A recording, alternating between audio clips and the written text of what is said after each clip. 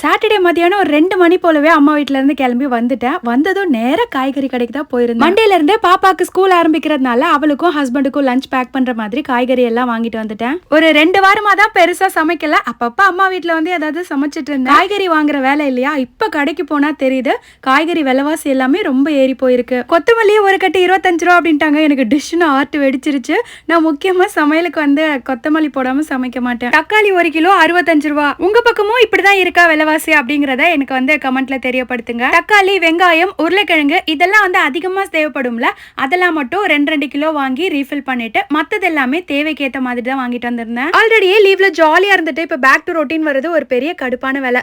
இதுல எனக்கு இன்னொரு சம்பவமும் நடந்துருச்சு. சிங்க் ஹோல்ல இருந்து ஒரு எலி வந்து ப்ரொவிஷன் வச்சிருக்க பேஸ்கெட் குள்ள போய் எல்லாத்தையும் கடிச்சு இழுத்து சாப்பிட்டு வீணாக்கிட்டு போயிருச்சு. அதையும் சேர்த்து எல்லாத்தையும் கிளீன் பண்ணி வேஸ்டான ப்ரொவிஷன் எல்லாத்தையும் தூக்கி போட்டுட்டு அப்பா எதுக்குடா அப்படின்னு ஆயிடுச்சு. பை.